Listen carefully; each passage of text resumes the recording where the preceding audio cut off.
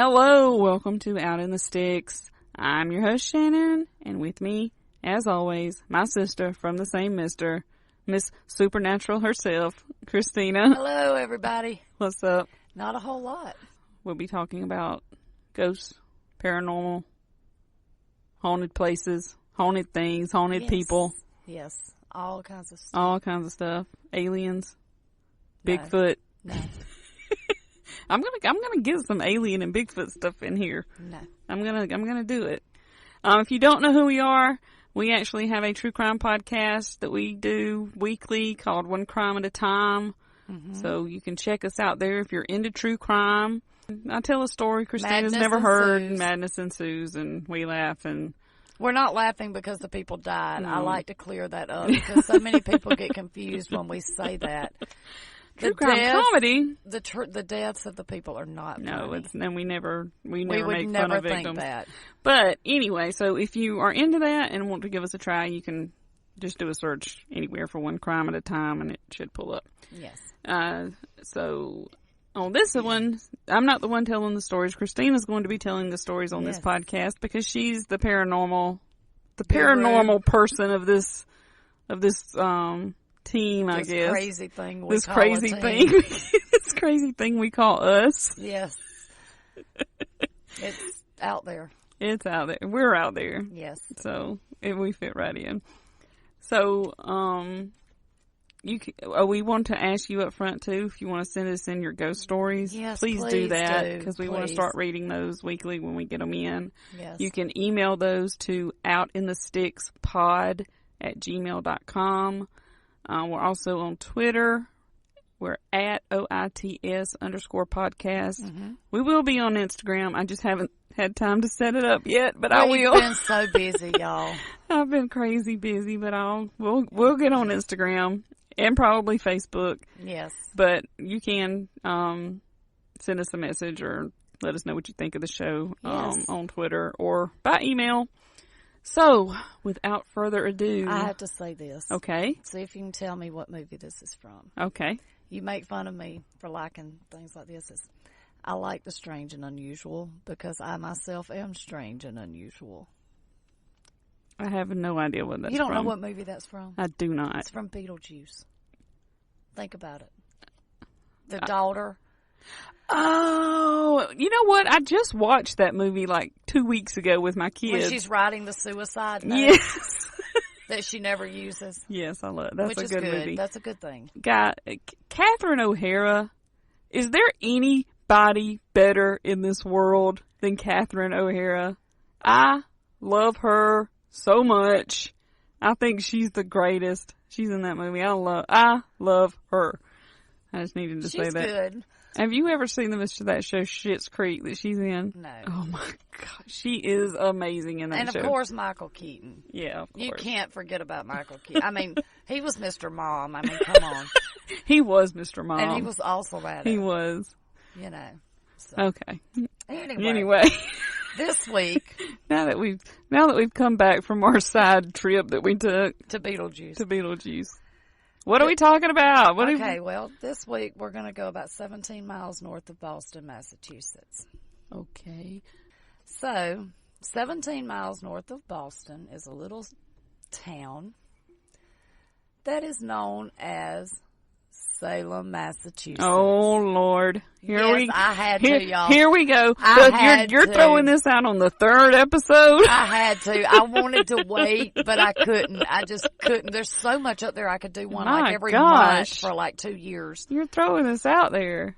So the house that we're going to visit in Salem today is the Joshua Ward house. Okay, believe it or not, I have heard of this. Oh my Lord, y'all. She's heard of one. And that's just because I watch BuzzFeed on BuzzFeed Supernatural sometimes. So I watch that too. So I love Ryan and Shane. Mm-hmm. I really love Shane because he's my spirit animal. I was watching on the You just don't believe shit. I was watching one the other day where they were in a ghost town, and I cannot remember what ghost town they were in, but they got the crap scared out of them, and it was so Shane funny. didn't, I promise you. Ryan, I'm sure did. Probably, but I I promise was, you I was Shane laughing. I was laughing so hard, I don't remember which one it was. Shout out to Ryan and Shane. Yes. So the what? Take two. So the Joshua Ward House is, of course, a federal-style built mansion that was built in 1784 for the wealthy sea merchant Joshua Ward. Well, that makes sense. And even though it was built almost 100 years after the Salem witch trials, which occurred in 1692, this house has ties to that tragic period in Salem. How so? Well, the property that the house sits on was once occupied by the home of George Corwin. And pray tell, who was George Corwin? This is going to be a good history lesson for everybody.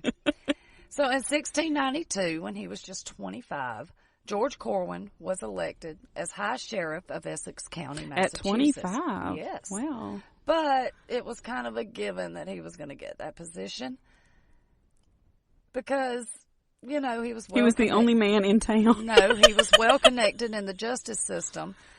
Two of his uncles were Justices Corwin and Justices Winthrop, and he was the son-in-law of Justice Gredney. So what are you saying here? He had an in? Pretty much. But you're not going to like him when I get done, so just wait. I'm already ready to kick him in the throat. By the time that Corwin had took the position of High Sheriff, the Salem witch hysteria had already begun. Corwin, was the one that was given the task of assigning and carrying out the torture of the so-called witches. And it is said that he was more than willing to complete this task. I bet he was, his little 25-year-old punk ass. He was also given the task of carrying out the execution of the witches. Now, Corwin used many types of torture on the accused to get them to talk. But it is said that his favorite was to tie people from their neck, bend them over at the waist, and tie the rope from their neck to their ankles, and leave them that way until blood came out of their nose. Yeah. Well, of course you're going to say something. Of course you're going to tell them whatever they want to know, whatever they want to hear. Just so you can get up. Right. Yeah. I mean, even if it's not true. That's why you torture people, to get them to say what you want them to say, whether it's true or not. Right. So the worst case of torture that he was said to have carried out was that of Giles Corey. And I don't know if I'm pronouncing that right. If I'm not, correct me. What is it? Giles Corey. Oh. I know I'm pronouncing Corey right. It's the first name. How is it spelled? Giles. Giles? Giles or Giles? Giles, I guess. So he put Mr. Corey in the dirt and leveled a flat wooden board on top of his body. One by one, large stones were placed on top of his body. I've heard this before. To the point that it left the imprint of his body in the ground. They did this in an attempt to get him to talk and confess, but he never did. So at one point, Mr. Corey told them, when they asked him if he had anything to say, he told them, more wait. What a badass. He was not going to confess to something he did not do. What a badass. At the time that his tongue started rolling out of his mouth, which is a sign that death is close, this little shit-ass Corwin took his cane and shoved his tongue back in his mouth. I fucking hate this fucker. So Giles Corey died not long after and was buried in a pauper's grave that is unmarked. He was 89 years old. You telling me that in the 1700s you get to age 89 and they kill you for being die a warlock, because of some little punk ass 25-year-old shit who's probably had everything handed to him his whole damn life? Yep. Really? 89? Yep. Lord. It has also been rumored that George Corwin would bring the accused up to his home for private interrogation, where he would strangle them, but there's no evidence that this happened, so I'm not sure if it's true or not. Maybe it was like that. It was a sexual thing. It might have been. George Corwin has been labeled a sadistic murderer who thrived on grim torture and took a liking to certain types of cruel killing. He was a sociopath. but he got his. Corwin died in 1696 when he slipped and fell in the snow. What? Yes. His death had been labeled as a heart attack. He is still remembered as one of the most hated men of the Salem witch trials, so it is no wonder that his spirit is said to still haunt the land that was once his place of residence. So now we get back to the Joshua So Ward it's his house. ghost that they're saying is haunting this One place. of them, yes. Plus all the people he killed. Some of them. Okay. So in the 19th century, the Joshua Ward house was used as a grand hotel called the Washington Hotel, which in 1789, George Washington actually stayed there. I did know that, too. And guess where the house is located? On Washington Street. So it's the Washington Hotel on Washington Street where George Washington stayed. I wonder if it's got anything to do with Washington. I don't know. Might. I'm just curious. So the property was abandoned in the mid-20th century due to its popularity declining. It is now used as a commercial building, and it's housing different offices. This is when the hauntings began. So you're telling me through all of this, there was nothing, no hauntings whatsoever? They remodeled it from a hotel, which was basically just the house that people would sleep in the bedrooms, to offices. And everybody knows the rumors are that when you remodel a house... Rumors? Is that the word on the street? Uh-huh. Yes. It's speculation that when you remodel a house, you wake it up, basically. And any spirits that may be in there. Because they don't like the fact that they think you're ruining their house. Well, I mean, I guess if they're right, if you're turning it into an office building. This is true. That ghost is like, where the hell am I supposed to sleep? Right. I know. And they're moving doors, and now they have to walk through walls where a door used to be. That kind of pissed me off, too. It's like, man, now I got to be more ghostly. For real. Can't even sneak around anymore. It's harder to walk through walls. It's hard. Well, they have to, because they're moving like the doors. So like where there used to be a door is now a wall, and it's pissing these people off. Like, damn, I got to put out more energy to get myself through right? this wall, whereas used to I could just walk through the door. Yeah, I can see where that would piss me off. Yeah, see? Okay.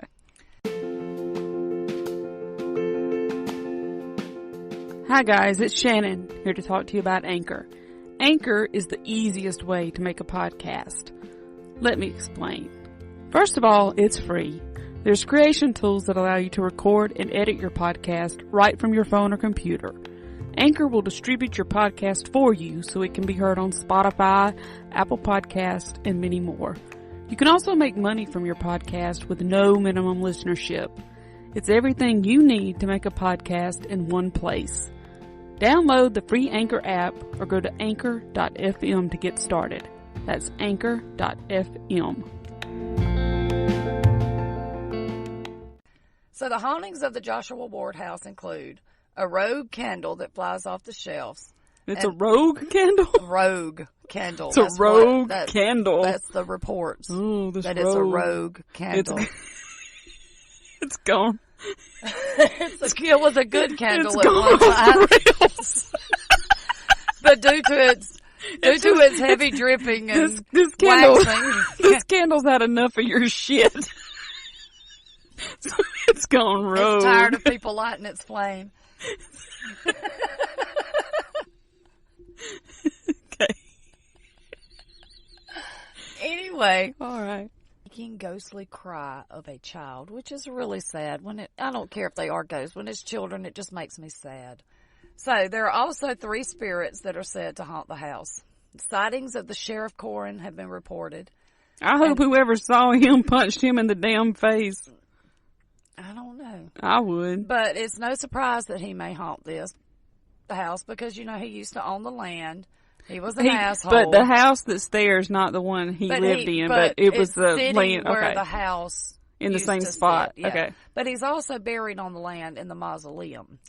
Oh, let's go get his body and beat the shit out of him. They've got guards around it now because I think that's probably why they have guards. Somebody already had that idea. Yes. I bet it was the candle. Yes, that's why it went rogue. It was the candle. He got a bunch of his buddies up together one night. It's like, we're going to go get this Let's son get of a this some bitch. bitch. This some bitch. It's probably a candle after the old house, like, fell down that they found, like, on the ground. It's like, and they're like, hey, here's we a can use It's this. a nice candle. Little did they know. It was a rogue. It was a rogue candle. Okay. So people believe that the strangling sensation some have experienced is related to Corwin. So wait, you're saying this like they go feel in like the they're house being and they're strangled. being strangled. Yes. Okay. This goes back to the rumor of the private interrogation. Yeah, where he would kill people in his house. Yeah, and he would choke the accused. The choking sensation is usually experienced on the second floor, which I'm not sure why it didn't say. But one such account was when a man reported that he was on the second floor of the house when he felt a force around his throat. The force then squeezed his throat. It was squeezing so hard that it became difficult for him to breathe, and then his throat closed up completely. Then he turned around to see what was going on, and there was just an empty hallway. Another angry ghost is said to be that of, I'm going to call it Giles Corey. It may be Giles. I think it's Giles. Who was a victim of Corwin, whom he tortured and crushed to death. Right, the 89-year-old. Bless his heart. Don't mess with my old people. I'll hurt you over my old people. On many occasions, unexplainable activity has been witnessed. Books have been thrown from the shelves. There have been reports of cold spots in warm rooms.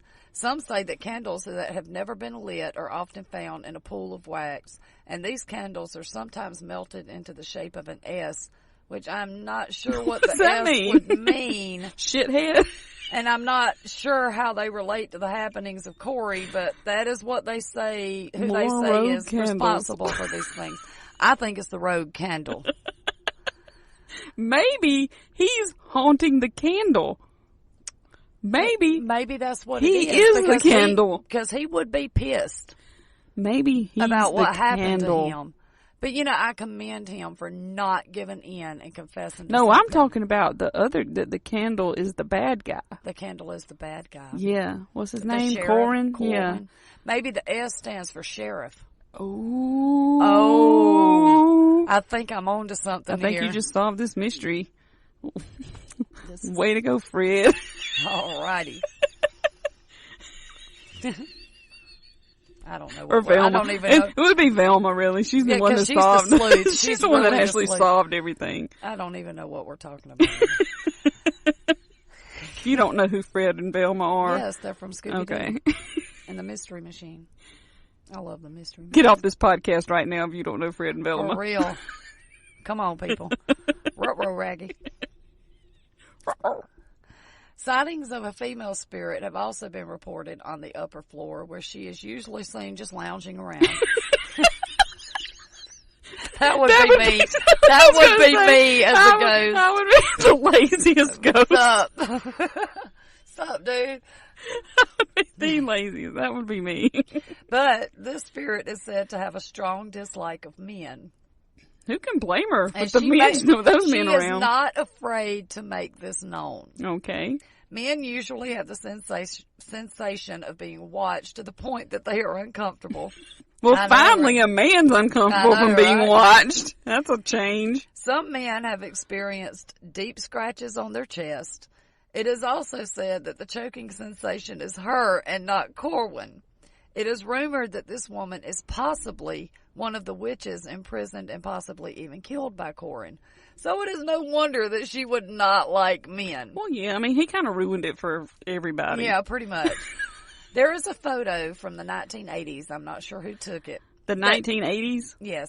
Okay. There is that it supposedly shows the spirit of the lady, and it was not there before the gentleman took the picture.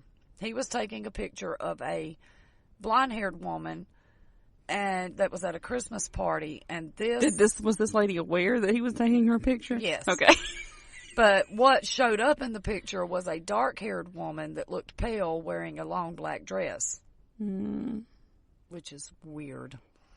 I don't know if I believe all that. So the Joshua Ward house is said to be one of the most haunted structures in Salem. When speaking of this house, the people of Salem will talk in hushed whispers. And when walking by... Don't talk about that house. When walking by, they will eye the house with nervous glances. This has happened every time. I'm assuming. That's the house we don't talk about. So that's the hauntings of the Joshua Ward house. I'm going to do some more from Salem, but I just couldn't wait any longer to do one from Salem. I don't like that Corwin guy. I don't either. I told you would not like him well, by the you time weren't I kidding. got through. He was a What genuine asshole. Yeah, he sounds like it. I just find it hilarious that you said they walk by it and just like do they really? That's what people say. I mean, you would think that the people that live there by now are probably like just not walk by the house. Go to the other side of the street. I just find that hilarious. When it said that, when I was looking it up, when it said that, I laughed like you did. I'm like, really? It's just a house. I just find like every time they walk by, they and I can just imagine these people like, and they're like hugging their kids like close to them walking by, and that's what I imagine when I read that.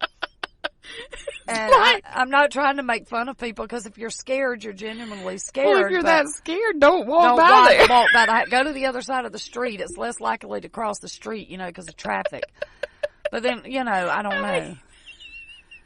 I just find it that they would talk about it like we don't talk about that house. That's the most haunted. Yeah, we don't talk about that house. I mean, I'm imagining when I read that, that's one reason I put it in there is because I found it humorous. Not that I'm making fun of the people that are scared, but I see this like cartoon thing from like out of all these comedy horror movies of the way these people act around. And that's what I'm seeing when I read that, like, that we don't talk about that. Like, I can just imagine. Let's go see what's up with the house today. Yeah. Let's go see what it's doing. And so it's never doing anything. I don't know if people actually do that or if they just put that in there. I think that was, for dramatic. For humor. For dramatic. I think I found it humorous. Maybe it was they were dramatic. supposed to be, I think it was supposed to be for dramatic effect. No, however, I find it hilarious. I find it funny. Because, like I said, I can just imagine these people, like, hugging their children tight to them and walking by. Or they take their kids to see the house, and they're like, that's the house we don't talk about. And when you walk by it, make sure you watch it at all Make sure times. you look at it shifty-eyed. I mean, it's really, y'all, it's the things I'm imagining in my head about them walking by this house are comical. I wish everybody could see into my brain sometimes. Oh, God, that'd be scary. It would be. They talk about scary. It would be scary. Oh. All right, well, that was a good story. I just hate that guy. Yeah, I told you were not going to like him when I got done. I bet he did a bunch of other stuff. He did. I didn't that put I all don't want of to it hear in there. about. Yeah, I didn't put all of it in there. I'm sure there's a lot of stuff I don't want to hear about that asshole did. I think that was enough to get people to understand he was not a good person. Yeah, I'd say. Yeah. All right, guys. So, and that was the point I was trying to make. I think you point. I think I nailed it. I think Nailed it. Point made. Yes. Okay. Well, thanks for listening, guys. To episode number 3. We appreciate it. Don't forget the week of Halloween, we will have our tie-in episode with our other podcast that we do, One Crime at a Time. Will. So, like we said, if you aren't interested in true crime, go check us out over there.